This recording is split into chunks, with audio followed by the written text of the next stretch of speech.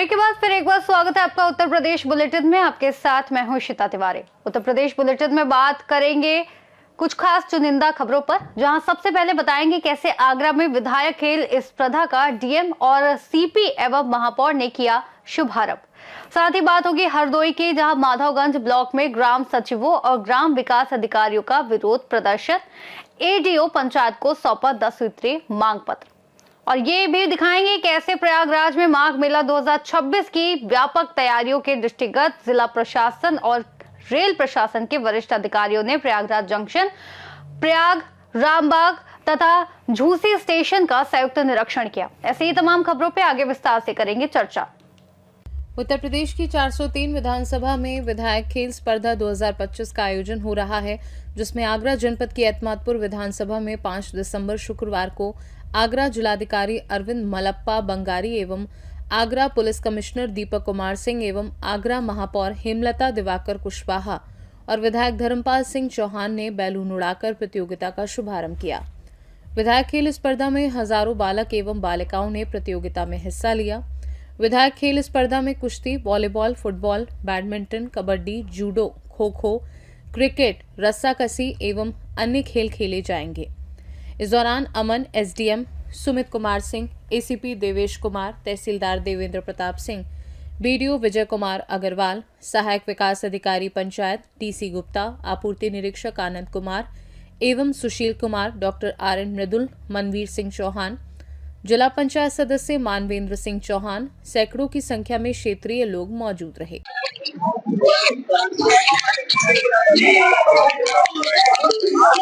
आज विधानसभा में माननीय विधायक खेल स्पर्धा 2025 हर विधानसभा में चल रहा है। तो आज एतमादपुर में शुरुआत की गई है। जेलेसर कैंपस में बहुत भव्य तरीके से इसका आयोजन किया गया है। लगभग अच्छी संख्या में बच्चे ने पार्टिसिपेट किया है। इसमें जितना भी सब लोगों का सहयोग से कार्यक्रम किया जा रहा एंड मैं समझता हूँ कि जो कार्यक्रम से जो लोकल जो टैलेंट है, रूरल टैलेंट है, जो सरकार चाहते हैं कि उभर के ऊपर आए, इसमें जरूर निकल के आएगी एंड आने वाले दिनों में इसके और हाई लेवल पे सब कार्यक्रम किया जाएगा, स्पर्धा की जाएगी। तो सब जितना भी पार्टिसिपेट किया सभी बच्चों को और मीडिया को भी धन्यवाद देना चाहूंगा, ताकि आपका भी सहयोग इम्पोर्टेंट इसमें दूर दूर तक मैसेज पहुंचा रहा है। और सभी से भी रिक्वेस्ट है कि SIR की अब अंतिम तिथि आ रही है, तो जिसने भी SIR का फॉर्म, सब लोगों ने लगभग हमारा जिले का 85% हो चुकी है और कुछ बची है। इसके पास भी फॉर्म उपलब्ध है, कृपया वापस तत्काल हमको दे रहे। जैसे मल्टी स्टोरी बिल्डिंग्स है, जहाँ भी दिक्कतें करती है उस एरिया में, और पॉश कॉलोनी भी जहाँ अच्छी कॉलेज है उधर भी अभी भी कुछ लोग फॉर्म नहीं दिया जा रहा है। कृपया आपसे रिक्वेस्ट है कि आप तत्काल BLO को, जहाँ पोलिंग सेंटर में BLO है, तत्काल दे दें, क्योंकि BLO 3 से 4 बार बहुत बार गया है, तो इसलिए पोलिंग सेंटर में BLO उपलब्ध है, कृपया दे दें उनको। Thank you. जिनके सरपंचों द्वारा ये सुभाष चंद्र बोस स्टेडियम एतमादपुर में बनाया गया है। एक बार मैं चाहती हूँ कि आशु रानी जी के लिए सब लोग ताली बजाएंगे। एक ग्रामीण क्षेत्र में बहुत बड़ी व्यवस्था बच्चों के लिए है। अभी आशु रानी जी ने बताया कि मुझे यहाँ पर भी शाम को बच्चे खेलने भी आते हैं, प्रैक्टिस करने भी आते हैं। इसीलिए आप देखोगे हमने देश के खिलाड़ियों को और IPS हमारे बीच स्टैंडी लगाई है। हमारे युवाओं में एक जोश आए, वो अगला भविष्य अपना तय करें, तो कैसे रोके। हमारा मैं सभी का बहुत बहुत आभार देता हूँ। बहुत ही होनहार प्लेयर हमारे जिला पंचायत सदस्य हो, चाहे हमारे मंडलाध्यक्ष हो, उनके पिताजी नेम सिंह जुड़े जी आपके सामने है कि अच्छा आयोजन हमारे नगर निगम के बहुत बहुत आभार।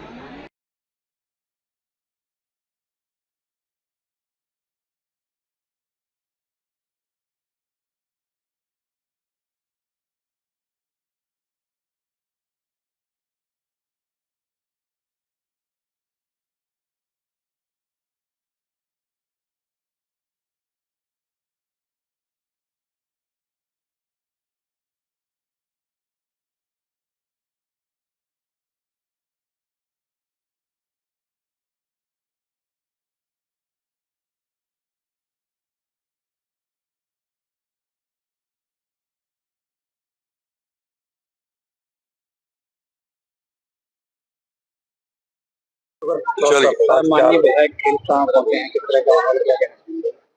आज यहाँ पर इत्मादपुर विधानसभा में माननीय विधायक खेल स्पर्धा 2025 का आयोजन धूमधाम से किया गया, जिसमें कि हजारों जो यहाँ के स्थानीय जो लड़के थे, जिन लोगों ने अच्छा मार्च पास्ट किया और जो खेल स्पर्धा होने जा रही है उसमें ये लोग भाग ले रहे हैं। और हमें पूरा विश्वास है कि जिस तरह से माननीय प्रधानमंत्री जी के नेतृत्व में खेलों को जन जन तक, गांव गांव तक पहुंचाया जा रहा है, इस तरह की स्पर्धा से जो नई प्रतिभाएं हैं ग्रामीण क्षेत्र की, उनको एक अवसर मिलेगा और निश्चित रूप से खेल में भारत के लोग ओलंपिक में, एशियाड में और अन्य वर्ल्ड स्पर्धा में अच्छा मेडल जीतेंगे। आगरा से सी न्यूज संवाददाता विष्णु बघेल की रिपोर्ट। फतेहपुर ब्लॉक हदगाम के कासिमपुर कटरा में आयोजक जफर राइन बीडीसी द्वारा क्रिकेट टूर्नामेंट का आयोजन किया गया। फाइनल में कैप्टन तौसीफ वाटसन के नेतृत्व में एराया की टीम ने हदगाम टीम को हराकर शील्ड और 10,000 रुपए का पुरस्कार जीता, जबकि हदगाम टीम उपविजेता रही और 5,000 रुपए के साथ शील्ड प्राप्त की। टॉस हारकर पहले बल्लेबाजी करते हुए हदगाम टीम ने 16 ओवर में 128 रन बनाए, जिसमें सत्यम पटेल ने 30 और गुड्डू लेफ्टी ने 24 रन बनाए। एराया की ओर से हामिद मुरली और वीरू भारती ने 3-3 विकेट लिए। कार्यक्रम में ब्लॉक प्रमुख एराया अनुज प्रताप सिंह मुख्य अतिथि रहे, जबकि वरिष्ठ पत्रकार शहमशाह अब्दी, महमूद अंसारी और शायर शिव शरण बंधु विशिष्ट अतिथि थे। पूर्व प्रधान नासिर और आयोजक जफर राय ने अतिथियों का स्वागत किया। हजारों दर्शकों ने इस टूर्नामेंट का आनंद लिया। फतेहपुर से सी न्यूज संवाददाता मोहम्मद अब्बास की रिपोर्ट। हरदोई के माधोगंज ब्लॉक में ग्राम सचिवों और ग्राम विकास अधिकारियों ने ऑनलाइन उपस्थिति और गैर विभागीय कार्यों के विरोध में ब्लॉक परिसर में जोरदार प्रदर्शन किया। प्रदर्शनकारियों ने काली पट्टी बांधकर विरोध जताया और मुख्यमंत्री 10 सूत्रीय मांग पत्र एडीओ पंचायत अविनाश मोहन को सौंपा। प्रमुख मांगों में ऑनलाइन उपस्थिति रोकना, गैर विभागीय कार्य समाप्त करना, वाहन व मोबाइल भत्ता उपलब्ध कराना और निजी वाहनों का प्रयोग बंद करना शामिल है। प्रदर्शन में ब्लॉक अध्यक्ष और कई सचिव व ग्राम विकास अधिकारी उपस्थित थे। हम लोग विकासखंड माधवगंज जनपद हरदोई के समस्त ग्राम पंचायत अधिकारी एवं ग्राम विकास अधिकारी, संवर्ग के सभी सदस्य, सभी सचिव यहाँ पर इकट्ठा हुए हैं। हमारा जो इस बैनर के अंतर्गत हम लोग यहाँ पर इकट्ठा हुए हैं, जिस बैनर के तले हम लोग इकट्ठा हुए हैं, उसमें शासन को यह स्पष्ट संदेश दिया जा रहा है कि हम सभी एक होकर अपनी मांगों के लिए इस बार नहीं झुकेंगे, इस बार नहीं रुकेंगे। हमारी जो मांगे हैं वो यह हैं कि जब सचिव हर स्तर का कार्य, चाहे वो किसी सरकारी योजना का हो, चाहे सरकार के किसी भी आवश्यक कार्य, अत्यावश्यक कार्य जो किसी भी विभाग का हो, अंत में सचिव के पास ही आता है, अंत में सचिव ही उसको क्रियान्वित करता है। उसके बाद भी हर प्रकार से सचिवों का शोषण किया जाता है, उनको विभिन्न प्रकार के उपनामों से ये लोग संबोधित करते हैं अधिकारीगण हमारे। तो ये कब तक चलेगा ऐसा? हमारे साथ में हमारी व्यथा को समझने वाला कोई नहीं है और केवल इन सब चीज़ों के लिए हम लोग फिर से इकट्ठा हुए हैं और शासन से हम ये मांग करते हैं कि ऑनलाइन उपस्थिति का जो नया ट्रेंड लाने जा रहे हैं, उसके बाद में गैर विभागीय कार्य जो हम लोगों पर थोपे जाते हैं, ये सब चीज़ें न की जाएं। हरदोई से सी न्यूज संवाददाता जितेंद्र की रिपोर्ट। नॉर्थ सेंट्रल रेलवे मजदूर यूनियन के त्रिवार्षिक अधिवेशन में रेलवे कर्मचारियों के सेवा वेतन और पेंशन संबंधी मुद्दों पर विचार विमर्श हुआ। इस दौरान मंडलीय कार्यकारिणी का गठन किया गया, जिसमें अध्यक्ष और महामंत्री के पद पर क्रमशः भावेश प्रसाद सिंह और अमर सिंह यादव को फिर से चुना गया। सर्वसम्मति से पूरे चुनाव में मंडलीय अध्यक्ष, सचिव, कोषाध्यक्ष, संयुक्त सचिव, उपाध्यक्ष और सहायक सचिव के पदाधिकारी नियुक्त किए गए, जबकि कुछ पद अभी भी रिक्त हैं। केंद्रीय महासचिव आर.डी. यादव ने अधिवेशन में कहा कि कर्मचारियों की वेतन विसंगतियों और पेंशन संबंधी समस्याओं का समाधान नहीं होने पर यूनियन बड़े आंदोलन की तैयारी करेगी। दूसरी बार हम लोग मंडल मंत्री के पद पर निर्वाचित हुए हैं। आज हमारी पूरी टीम पुनः निर्वाचित हुई है। कि झांसी मंडल में जो हमारा मंडलीय परिषद और त्रिवार्षिक अधिवेशन था, इसमें कर्मचारियों ने पुनः हम लोगों पर आस्था जताई है। तो हम लोगों के लिए निश्चित ही और जिम्मेदारी बढ़ती है कि हम कर्मचारियों की मांगों पर खरे उतरे। प्राथमिकताएं आजकल इस समय जो है, हमारे रेलवे कर्मचारियों बहुत सी ड्यूटी 4 घंटे को लेके हर कैडर के ट्रैकमैन की समस्याएं हैं, ओएससी की समस्याएं हैं, लोको पायलट की समस्याएं हैं, कई कैडरों की विभिन्न समस्याएं हैं, जिसको हम लोग समय समय पर पीएनएम पटल पर रखने का काम करते हैं और इलाहाबाद में महाप्रबंधक स्तर पर भी उठाने का काम करते हैं। 3 साल पहले भी आप महामंत्री थे, तो 6 महीने 3 साल में कौन सा काम नहीं कर पाए, उसकी वजह क्या है? अभी हम लोग कई चीजें हैं जो पॉलिसी मैटर के मुद्दे थे, जो बोर्ड स्तर के मुद्दे थे, वो हम लोगों ने महाप्रबंधक स्तर पर उठाने काम किया है। महामंत्री जी, किस तरह का पूरा आयोजन था, किस तरह का सेमिनार था, किस तरह की जानकारी चली? देखिए, ये आयोजन तो हर तीसरे साल हर चुनावी अधिवेशन था और चुनावी अधिवेशन हर तीसरे साल होता है। तो ये मंडल का चुनाव अधिवेशन आज संपन्न हुआ, लेकिन इसके साथ साथ बहुत सारे चैलेंज हैं। सुबह हमारी चर्चाएं हुई, चर्चाओं के साथ निर्णय भी लिए गए, जैसे 8वां वेतन आयोग की रिपोर्ट है और जो कर्मचारियों जो रिटायर्ड कर्मचारी पेंशन का मामला है और जो 4 श्रम कानून बदले हैं उसका मामला है और जो लोकल समस्याएं उस सब चर्चा विस्तार रूप से की गई है। और ये भी कहा गया है कि अगर सरकार हमारी बातों को नहीं मानेगी, पे कमीशन जो बैठा हुआ उस पर रिपोर्ट हमारे कर्मचारियों के पक्ष में नहीं आएगी, लेबर कोड में सुधार नहीं हुआ, तो हो सकता है बड़ा आंदोलन का रूप धारण कर ले। ये यहाँ निर्णय लिया गया है। केंद्रीय महामंत्री आप हैं, इतनी समस्या है, तो इतना बड़ा संगठन है, तो संगठन कमजोर है और सरकार सशक्त है? भाई, संगठन तो कमजोर नहीं होता। अगर हम कमजोर होते तो जीत के तो दोबारा थोड़ी जाते। अभी हम चुनाव हुआ है, हम जीत के आए हैं, तो संगठन सरकार होती है, मालिक होता है। समस्या अलग अलग है ना, समस्या कर्मचारियों की है, संगठन कर्मचारियों का नहीं। चुनाव समस्या अगर हम काम करेंगे तो कर्मचारी बीच में जाएंगे, उन समस्याओं को सुलझाएंगे। भावेश प्रसाद सिंह। भावेश जी अध्यक्ष चुने गए हैं, क्या कहेंगे आज? आज बड़ा ही अच्छा मौका है जिसपे कि कर्मचारी ने अपने ऊपर विश्वास दिखाया है और ऐसे मौके पे कहेंगे कर्मचारी की जो भी समस्या रहेगी उसके लिए हम लोग जो है पूरी दमखम से उसका समाधान ढूंढने का कोशिश करेंगे, चाहे हमें अधिकारियों से लड़ना पड़े या सरकार से। उसके लिए हर स्टेज पे लड़ने को तैयार रहेंगे और उसकी समस्या का समाधान हर हाल में ढूंढ के निकालने का प्रयास करेंगे। मुख्य समस्या क्या है कर्मचारियों की आज के समय पे जो मुख्य समस्या है वो है एनपीएस और ओपीएस को लेकर। एनपीएस ओपीएस में काफी कर्मचारी उलझे हुए हैं, क्योंकि गवर्नमेंट ने एक नई सिस्टम लागू कर दी, यूपीएस, ओपीएस, एनपीएस, यूपीएस, ये 3 करके जो है समस्या को उलझा दिया है। तो ऐसी स्थिति में सबको लाके अपनी डिमांड यही है, अपनी मांग यही है कि सबको ओपीएस में किया जाए। तो जी क्या हो गया हमें बताओ। एक्चुअली मैं पिछले 6 महीनों पहले अध्यक्ष बना हूँ। इसके पहले हमारे दूसरे साथी अध्यक्ष थे, तो उनके रिटायरमेंट के बाद मैं अध्यक्ष बना हूँ। तो पिछले 6 महीनों में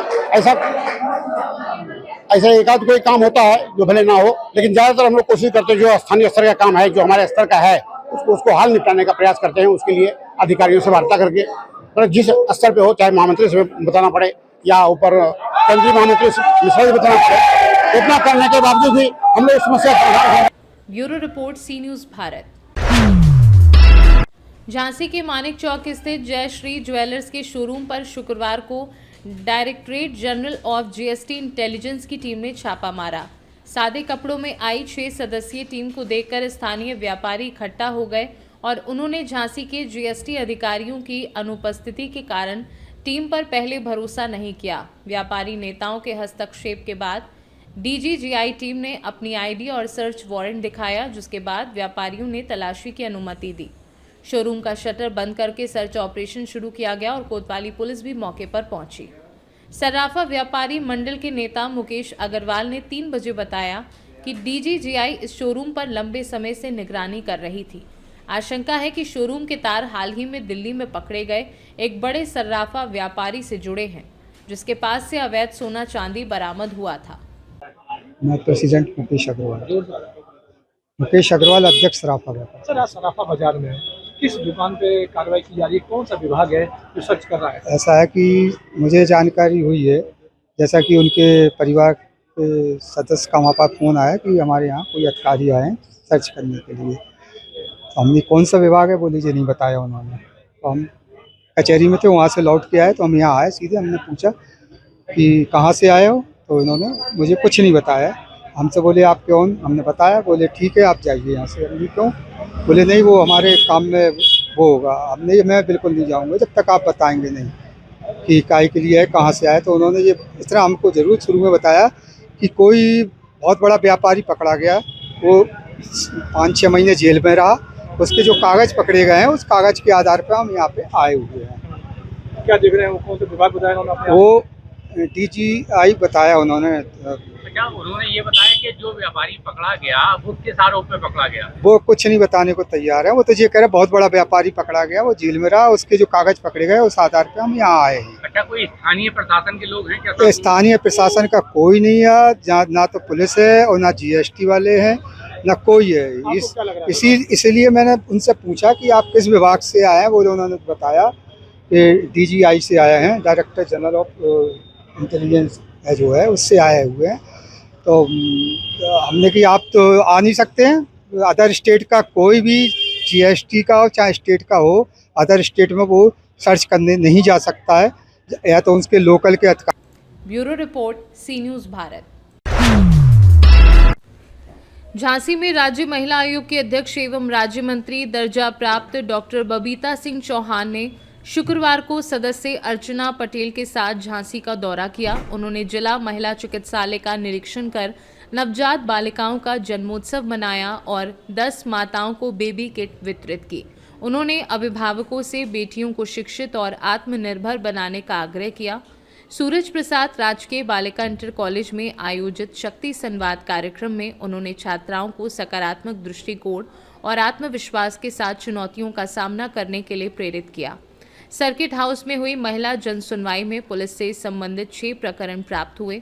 अध्यक्ष ने अधिकारियों को निर्देश दिए कि वे विभागीय योजनाओं के माध्यम से अधिक महिलाओं को लाभान्वित करें और एंटी रोमियो स्क्वाड द्वारा हेल्पलाइन नंबरों का प्रचार सुनिश्चित करें। ब्यूरो रिपोर्ट, सी न्यूज़ भारत। स्थानीय मोहल्ले में पाइपलाइन बिछाने के काम में ठेकेदार की मनमानी और अव्यवस्थित खुदाई से नागरिक परेशान हैं। टूटी सड़कें, फैली मिट्टी और सुरक्षा मानकों की अनदेखी के कारण जनजीवन कठिन हुआ है और दुर्घटना का खतरा बढ़ गया है। नाराज पार्षद और नागरिकों ने जिलाधिकारी को ज्ञापन सौंपकर कार्य की गुणवत्ता जांचने और ठेकेदार को नियमों के अनुसार काम करने के लिए बाध्य करने की मांग की है। क्या नाम है आपका? मेरा नाम अमित कुमार कुशवाहा है, मैं वार्ड नंबर 16 का प्रतिनिधि हूँ। ये आपके यहाँ पे ये खुदाई चल रही है, यहाँ के आपके वार्ड के लोगों को समस्याएं हो रही हैं, क्या कहना चाहेंगे इसमें? कब से ये काम चल रहा है, किसके द्वारा काम चल रहा है, क्या समस्याएं यहाँ पर आ रही हैं? जी, वार्ड नंबर 16 में जो जल निगम से जो अमृत योजना 2 के तहत जो पाइपलाइन खोदी जा रही हैं, तो इसमें जो बड़ी लाइन, हैवी लाइन डल रही है, जो टंकी के लिए ट्रांसफर करने के लिए हो रही है, जिसमें जो कनेक्शन है जो टूटे जा रहे हैं बार बार, इसमें सबसे ज़्यादा दिक्कत हो रही है और काफ़ी मोहल्ले वालों को एक हफ्ते भर पानी नहीं आ रहा। इसमें कुछ ना कुछ हमें लगता है कि जो ठेकेदारों की दबंगई सामने आ रही है और ठेकेदार कुछ दबंग टाइप के हैं, जिन्हें ना कोई चीज़ का अनुभव है। अभी उन्होंने रजिस्ट्रेशन कराया, ना उन्होंने कहीं जिले में कुछ कराया है, यहीं जाके करके जल्द जो विभाग से सेटिंग करके और अपना ठेका उसने अपने नाम किया है। मतलब ये जो कंपनी जो काम कर रही है, इनका ये पहला काम है? पता नहीं, जो ब्लैक लिस्टेड कंपनी है जी, और जो अनराज जो ब्लैक लिस्टेड रही है, जो कंपनी जो यहाँ पे जो काम कर रही है जो बेकार है। और यहाँ जल निगम के जो अधिकारी लोग हैं सिर्फ कहते हैं कि हो जाएगा, पता नहीं कब होगा काम, तारीख पे तारीख बोलती है। आपके पीछे जो दिख रहा है कि मिट्टी का ढेर भी बना हुआ है, वहाँ पानी भी भरा हुआ है, क्या लीकेज की भी समस्या यहाँ हो रही है? जी, लीकेज सबसे बड़ा पॉइंट है। तो ये लीकेज नहीं पूरा कर रहे हैं, मतलब कि उसको पूर दे रहे हो, पहले लीकेज नहीं? हाँ जी, क्या है कि जो खोद रहे हैं, खोदते कल पाइप जोड़ते जाएं, अपना काम खत्म कर जाएं। क्या नाम है आपका? मेरा नाम गौरव शर्मा है, राष्ट्रीय बजरंग दल से मैं जिलाध्यक्ष हूँ। क्या समस्या है, क्या बात? ये लेडियापुरा मोहल्ला में वार्ड नंबर 16 में जो नमामि गंगे योजना के तहत पाइपलाइन बिछाई जा रही है बड़ी वाली, ये पाइपलाइन बिछाने के बाद JCB से जो नल कनेक्शन घरों के तोड़े गए हैं, इनको वापस जोड़ा नहीं गया है और टूटे हुए नल कनेक्शन को बिना बंद किए इनको मट्टी डाल के पूर दिया गया है गड्ढों को, जिससे पूरी सड़क पे पानी भर रहा है, कीचड़ बच रहा है, आवागमन पूरा बाधित हो रहा है, कई दुर्घटनाएं भी हुई हैं। मेरा जो आवास है लेडियापुरा में, मेरे आवास के जस्ट सामने करीब 3-3 फीट 4-4 फीट के गड्ढे हैं जिनमें पानी भरा है। 2 दिन बाद मेरी भतीजी की शादी है। इस समस्या को लेकर हम मानसिक प्रताड़ित हैं कि अब भतीजी की शादी हम कैसे करें। मिट्टी का क्या मामला है? मिट्टी का ये है, मिट्टी जो खुदाई हो रही है मिट्टी को दबाया जा नहीं रहा है, और जो बिना दबाए मिट्टी एक्स्ट्रा दिख रही है इनको ट्रैक्टर में भर के ले जा रहे हैं। कहाँ ले जा रहे हैं? ये इसकी जानकारी नहीं है, सुनने में आ रहा है, कई लोग बता रहे हैं कि कहीं पे पुराव कर रहे हैं। ललितपुर से सीनू संवाददाता विकास सोनी की report.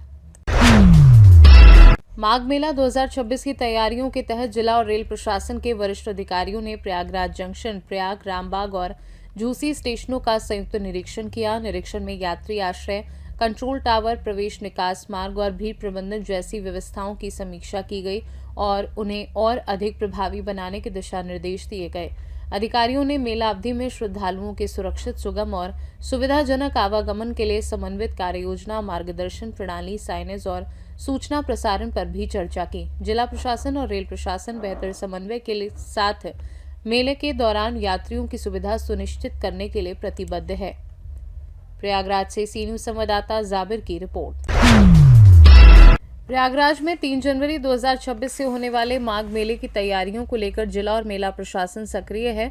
DM Manish Kumar Verma, additional police commissioner doctor Ajay Pal Sharma, अपर मेला अधिकारी दयानंद प्रसाद और डीआरएम रजनीश अग्रवाल ने प्रयागराज जंक्शन का निरीक्षण कर railway station, circulating area, control room, holding area और मल्टी लैंग्वेज साइनेज की तैयारियों का जायजा लिया।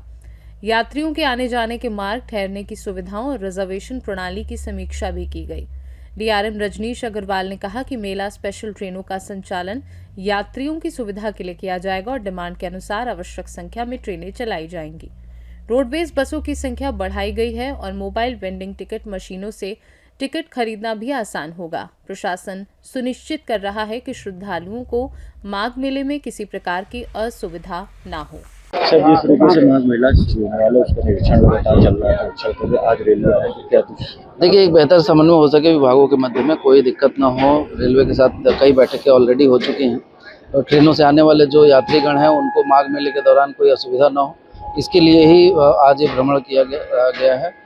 जो भी होल्डिंग एरियाज हैं उनको चिन्हित करते हुए रूट्स का निरीक्षण किया गया और पूरी व्यवस्था सुचारू रूप से चले, इसको लेकर तैयारी की गई है। प्रयागराज से सीनू संवाददाता जाबिर की रिपोर्ट। उत्तर प्रदेश बुलेटिन में फिलहाल इतना ही। देश और दुनिया की तमाम बड़ी जानकारियों के लिए देखते रहिए सी न्यूज़ भारत।